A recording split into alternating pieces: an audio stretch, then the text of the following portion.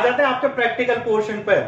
2 दिन की क्लास में अब यूट्यूब चैनल पे अपलोड कर चुका हूं और वो रिलेटेड है बेसिक कंसेप्ट ऑफ स्टैटिस्टिक्स। यानी कि स्टूडेंट अगर आपको डे 3 की क्लास समझनी है तो फर्स्ट ऑफ ऑल आपको डिस्क्रिप्शन बॉक्स में जो लास्ट 2 डेज की वीडियो है या जो दोनों क्लासेस की वीडियो है वो देखने होंगे और अपने बेसिक कंसेप्ट क्लियर करने होंगे। उसके बाद आप डे 3 की क्लास को देख सकते हो।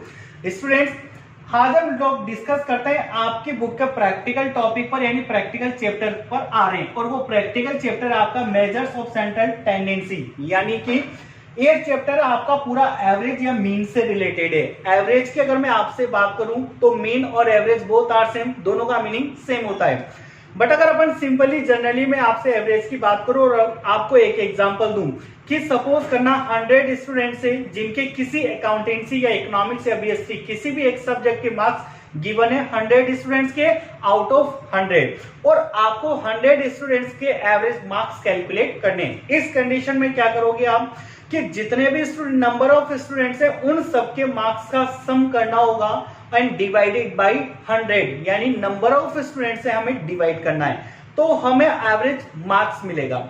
उसी पर रिलेटेड ये चैप्टर है कि एवरेज कितनी तरीके से कैलकुलेट होता है या एवरेज कैलकुलेट करने के क्या क्या प्रोसीजर क्या क्या मेथड होते हैं। इसलिए हम लोग पहले चार्ट डिस्कस करेंगे। हालांकि स्टूडेंट ये चार्ट आपकी ज्यादा यूज में नहीं है, यहां से क्वेश्चन आता है कई सारे कॉम्पिटिशन एग्जाम्स में, लेकिन यहां पर इस चार्ट के थ्रू आपके MCQs fill in the blanks 2 और 4 से क्वेश्चन बन सकता है फॉर 1 मार्क्स। इसलिए आप भी चार्ट को ध्यान से सुनिए। इसमें ज्यादा टाइम वेस्ट न करके हम लोग डायरेक्ट अपने प्रैक्टिकल टॉपिक पर आएंगे, बट हमें इसको 5 मिनट्स देने हैं। वो 5 मिनट्स किस तरीके से, लिसन केयरफुली। एवरेज और अगर मीन की बात करूं मैं स्टूडेंट्स आपसे तो average is divided in 3 parts, position average, mathematical average and business average. Average divided in 3 part, position average, mathematical average and business average. अब अगर अपन बात करें पोजीशन एवरेज, यानी ये एक इस तरीके का एवरेज होता है जो डेटा की पोजीशन के अकॉर्डिंग हम लोगों को एवरेज प्रोवाइड करता है या मीन प्रोवाइड करता है। सेकंड अगर मैं बात करूं मैथमेटिकल एवरेज, यानी ये इस तरीके का मीन होता है या एवरेज होता है जो हमें मैथ्स की फॉर्म में या मैथमेटिकल फॉर्म में एवरेज प्रोवाइड करता है। एंड सेकंड में बात करूं बिजनेस एवरेज, जिसके 2 टाइप हैं। अब डिस्कस करते हैं स्टूडेंट पोजीशन एवरेज कितने टाइप का होता है। Position average is classified in 2 parts which is median, जिसे हम एम से रिप्रेजेंट करेंगे, एंड सेकंड मोड जिसे हम जेड से रिप्रेजेंट करेंगे। यानी पोजीशन एवरेज 2 टाइप का होता है, एक तो मीडियन होती है एंड सेकंड मोड होता है। मैथमेटिकल एवरेज की बात करूं मैं स्टूडेंट्स आपसे, then mathematical average is classified in 4 parts which is arithmetic mean meaning X bar, geometric mean GM short form, harmonic mean HM short form and quadratic mean यानी QM. और अगर business average की बात करें तो progressive average and composite average. अब students बात आती है कि यहां से क्वेश्चन किस तरीके से आपसे एग्जाम में पुट हो सकता है या किस तरीके से आपसे क्वेश्चन पूछा जा सकता है। स्टूडेंट यहां पर आपसे एमसीक्यूज में फिल इन द ब्लैंक्स में या ट्रू एंड फॉल्स में क्वेश्चन पूछा जा सकता है कि मीन किस टाइप का एवरेज होता है और आपको ऑप्शन मिल सकते हैं। ऑप्शन मिलेंगे position average, mathematical average, business average या नन ऑफ दीज। इस तरीके के आपके क्वेश्चन बन सकते हैं। तो स्टूडेंट्स अगर मीन की बात करें तो mean is a type of mathematical average, यानी मीन एक मैथमेटिकल एवरेज का टाइप होता है। इस तरीके से आपके क्वेश्चन पुट अप हो सकते हैं। लेकिन अगर मैं आपके सिलेबस की बात करूं स्टूडेंट्स तो इस चार्ट में से या इस चैप्टर में मेनली हमें 3 टॉपिक डिसाइड करने हैं। यही टॉपिक कॉलेज लेवल पर जाकर या सीए फाउंडेशन, सीएस फाउंडेशन यानी प्रोफेशनल में जाकर और एनालिसिस होकर के काफी सारे लेंथी प्रोसेस से आता है। लेकिन आपके 11th स्टैंडर्ड पर हमें 3 टॉपिक डिस्कस करने हैं इस चैप्टर में। First median, second mode and third arithmetic mean. यानी today will be discuss about median, mode and arithmetic mean. अब आ जाते हैं स्टूडेंट सबसे फर्स्ट टॉपिक में यहां पर लेने वाला हूं आप लोगों के लिए अरिथमेटिक मीन। यहां से स्टार्टिंग करेंगे। लेकिन स्टूडेंट मैंने आपसे कहा कि टॉपिक आपको तब तक समझ नहीं आएगा जब तक आप लोग बेसिक कंसेप्ट के दोनों वीडियोस कंप्लीट नहीं कर लोगे। कॉपी पेन लो, दोनों वीडियो नोट करो, नोट्स बनाओ एंड आफ्टर दैट आप थर्ड वीडियो पर आ सकते हो।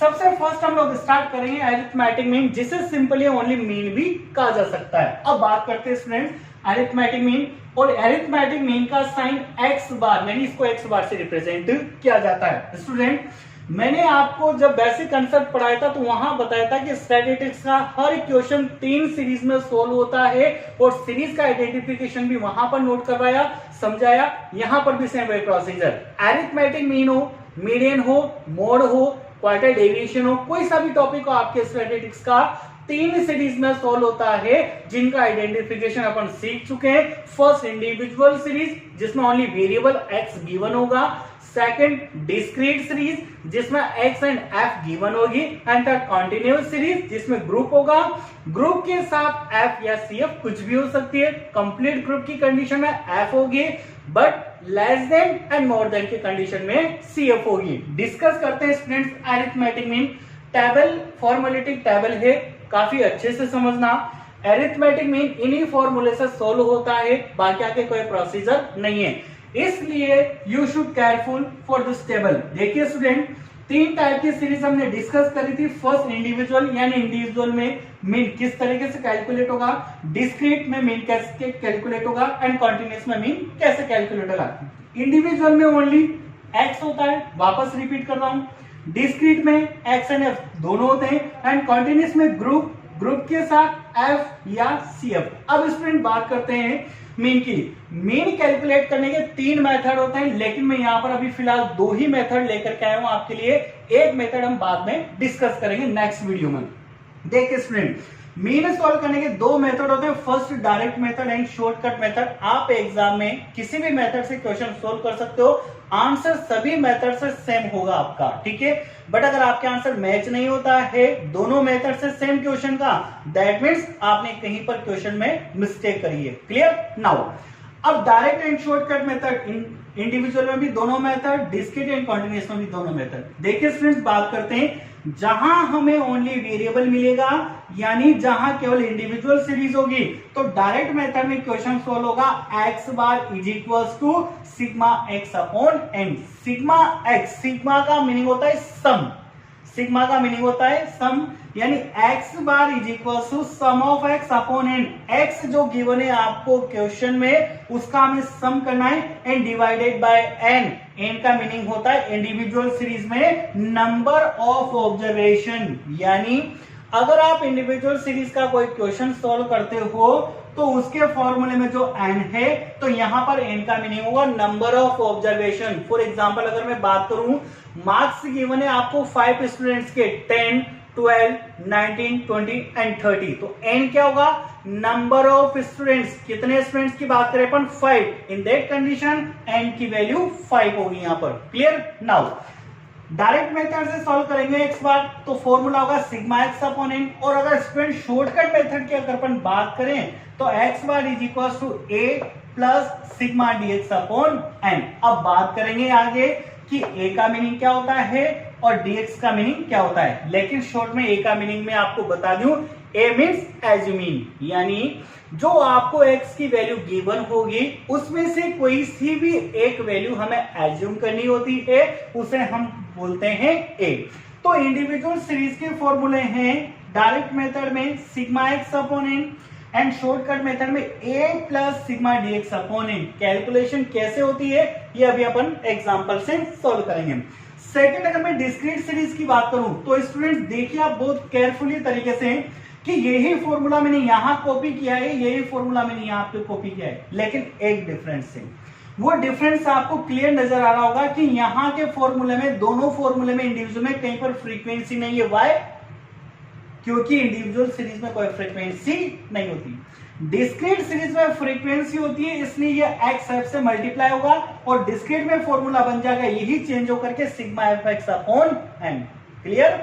एंड यही फॉर्मूला वापस चेंज होकर के यहाँ dx के साथ f कन्वर्ट हो जाएगा, क्योंकि डिस्क्रीट में f होती है, तो a plus sigma F dx upon n, ये डिस्क्रीट का फॉर्मूला है, sigma F x upon n and a plus sigma F dx upon n। Clear?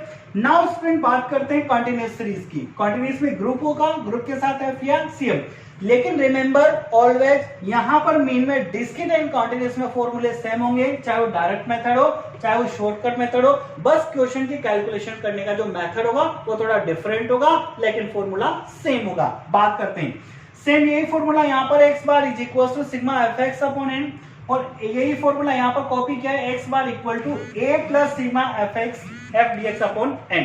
अब स्टूडेंट्स डिस्कस करते हैं, देखो यहाँ पर थोड़ा सा कि यहाँ sigma x upon n, sigma fx upon n, sigma fx upon n, a plus sigma dx upon n, a plus sigma f dx upon n and a plus sigma f dx upon n। देखिए student यहाँ की तो picture बहुत easy है, आपको आराम से समझ में आएगी जब हम क्वेश्चन सोल्व करेंगे, लेकिन थोड़ा सा इस पार्ट पर आते हैं। मैंने अभी बोला आपसे कि तीनों जगह n n n n n n यानी तीनों ही सीरीज के फॉर्मूले में मैंने n मेंशन करा है।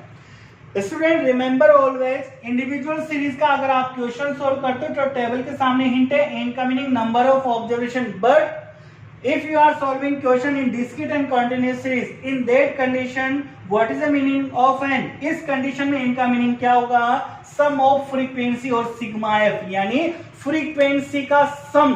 n का मीनिंग हमें डिस्क्रीट और कंटिन्यूअस में क्या लेना है? सम ऑफ फ्रीक्वेंसी, फ्रीक्वेंसी का सम, जिसको हम सिग्मा f बोलते हैं। अब देखिए स्टूडेंट्स, अगर आपकी जो क्लास होती है या कोई बुक आप प्रेफर करते हो तो वहां पर हो सकता है इस चारों जगह यहाँ पर n की जगह डायरेक्ट क्या मेंशन हो? सिग्मा f, यानी आप n की जगह डायरेक्ट सिग्मा f भी कर सकते हो। That is clear. नाउ अब डिस्कस करते हैं कि यहाँ पर dx का मीनिंग क्या होता है। तो dx को स्टूडेंट्स कहा जाता है डेविएशन।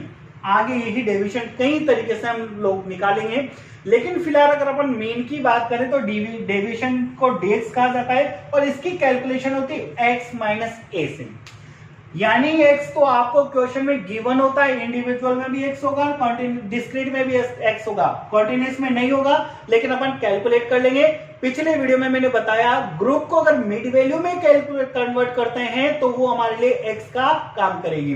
तो x तीनों ही सीरीज में होता है, उसकी टेंशन नहीं लेनी है, हमें dx कैलकुलेट करना होगा। और ये याद रखना स्टूडेंट्स, अगर स्टैटिस्टिक्स से किसी क्वेश्चन के फॉर्मूले में dx आता है, in that condition first of all we have solve to dx, हमें सबसे पहले dx सोल्व करना होगा। dx की बात करें तो यहाँ dx को डेविएशन कहा जाता है, dx सोल्व होगा x माइनस a से, यानी क्वेश्चन में जो x गिवन होगा उसमें से आपको a लेस करना है एंड a इज एज्यूमिंग, यानी आपको x में से कोई सी भी एक वैल्यू को एज्यूम करनी है। स्टूडेंट ये थी आपकी टेबल जिसके बिहाफ पर हम अरिथमेटिक मीन यानी मीन को सोल्व करेंगे। यहां इसको पढ़िए, आप स्क्रीनशॉट लीजिए। अगर आपको किसी तरीके का कोई डाउट हो तो प्लीज मेरे कमेंट बॉक्स में लिखिए, नंबर गिवन है, व्हाट्सएप से जुड़िए, फेसबुक से जुड़िए, इंस्टाग्राम से जुड़िए। आप इसका स्क्रीनशॉट लिया और मैं आया with in 1 second.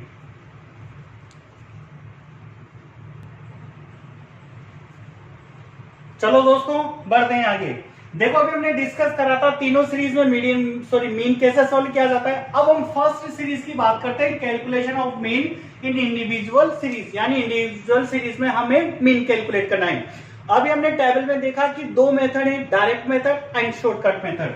Direct method का फॉर्मूला नोट किया था आपको, sigma x upon n, and shortcut method का a plus sigma dx upon n. अब स्टूडेंट्स देखिए बात करते हैं, मैंने आपको बताया था कि इंडिविजुअल सीरीज में n का मीनिंग नंबर ऑफ ऑब्जर्वेशन होता है, तो दोनों जगह n का मीनिंग नंबर ऑफ ऑब्जर्वेशन। और यहां पर dx की बात करें तो मैंने आपको बोला था dx को डेविएशन कहा जाता है, इसको x माइनस a से सोल्व किया जाता है। Let's talking about example. एक एग्जांपल लिया है अपन ने, फाइंड मीन, हमें मीन फाइंड करना है और डेटा है 2, 4, 6, 8 एंड 10। फर्स्ट ऑफ ऑल आपको ये आइडेंटिफाई करना होगा कि जो आपको क्वेश्चन गिवन है वो इंडिविजुअल, डिस्क्रीट या कॉन्टिन्यूअस किस में है।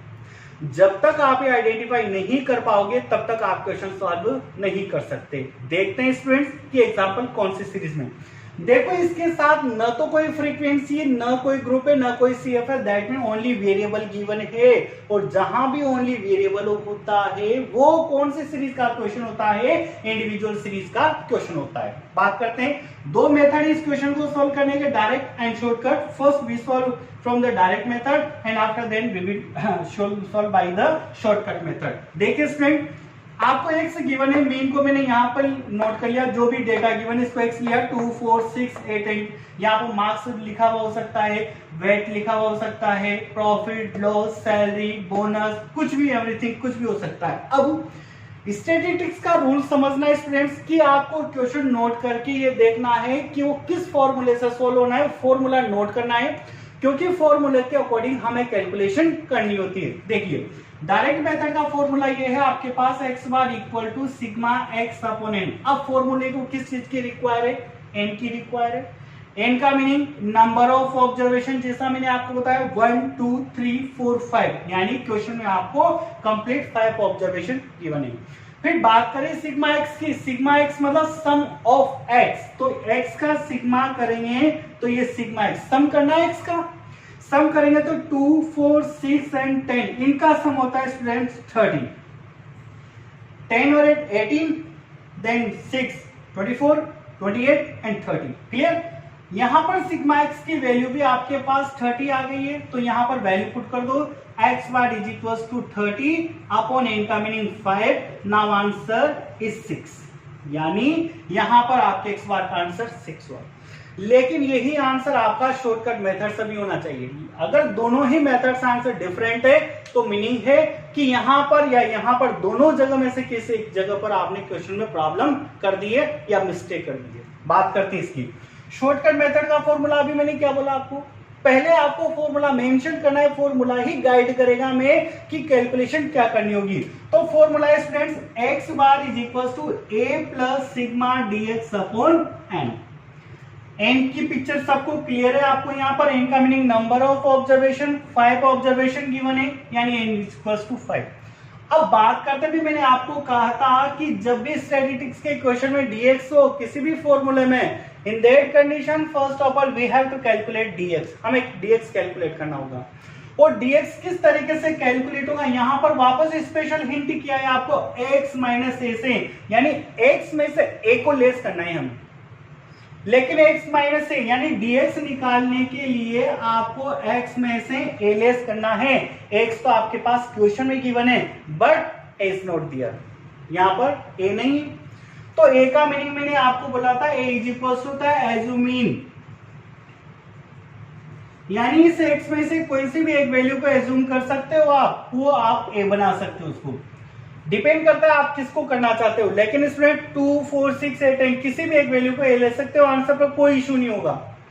लेकिन जहां तक कोशिश होती है अपन सेंट्रल की वैल्यू लेते हैं, इससे कैलकुलेशन थोड़ी इजी हो जाती है और कोई फर्क नहीं पड़ता इस चीज से। क्लियर। नाउ बात करते हैं कि मैं 6 ले लूं, अगर यहाँ पर है तो x माइनस ए, इस x में से a को लेस करना है, 6 को लेस करना है, तो 2 माइनस 6 माइनस 4, कैलकुलेशन मिस्टेक नहीं करनी है आपको। 4 minus 6 minus 2, 6 minus 6 0, 8 minus 6 2 and 10 minus 6 4। Clear students. अब फॉर्मूले पे चलते हैं। n चाहिए था नंबर ऑफ ऑब्जर्वेशन 5, dx चाहिए हमने कैलकुलेट कर लिया, लेकिन dx की सिग्मा यानी सम ऑफ dx चाहिए, तो सम ऑफ dx का सिग्मा कर दो, सिग्मा dx। देखिए स्टूडेंट प्लस माइनस आपको ऑलरेडी आता है, छोटी क्लासेस में आप लोग पढ़ चुके हो। -4 and -2 -6 and 2 and 4 +6, -6 and +6 cancel मतलब 0, यानी सिग्मा dx की वैल्यू 0। अब आपको तो 0 आ गया, क्वेश्चन गलत हो गया ना। क्वेश्चन पूरा सॉल्व करते हैं। x bar is equal to a की वैल्यू आपके पास 6 थी, देन प्लस सिग्मा dx की वैल्यू आपके पास 0 है अपॉन n का मीनिंग 5। तो students x bar is equal to 6 plus 0 upon 5 0, then x is equal to 6। देखिए स्टूडेंट यहां पर भी आंसर आपके पास 6 है एंड यहां पर भी आंसर आपके पास 6 है। स्टूडेंट ये था आपका direct and shortcut method individual series में। अब आप लोग इसकी प्रैक्टिस कीजिए। आपकी जो बुक है, जो भी बुक आप प्रेफर करते हो, उस बुक में मीन के इंडिविजुअल सीरीज के कई सारे क्वेश्चंस होंगे, एग्जांपल्स होंगे, आप उनको सॉल्व करिए।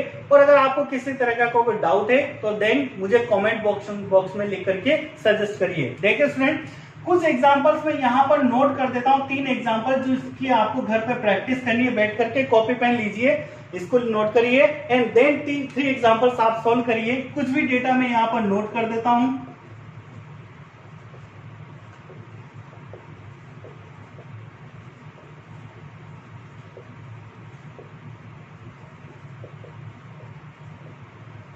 ठीक है, ये तीनों एग्जांपल स्टूडेंट्स आप सोल्व करिए और आपकी प्रैक्टिस होगी। स्टूडेंट्स अगर आपको मेरा चैनल पसंद आता है तो प्लीज लाइक कीजिए, सब्सक्राइब कीजिए, क्योंकि 11, 12, बीकॉम, आरपीएससी कई सारी वीडियोस मेरे यूट्यूब चैनल पर अपलोड होते रहते हैं। तो प्लीज सब्सक्राइब कीजिए और बेल आइकन को दबाना ना भूले, जिससे मेरे जो भी नए नए वीडियोस हैं आप लोगों तक पहुंचते रहेंगे। तब तक के लिए पढ़ते रहिए। जय श्री कृष्णा।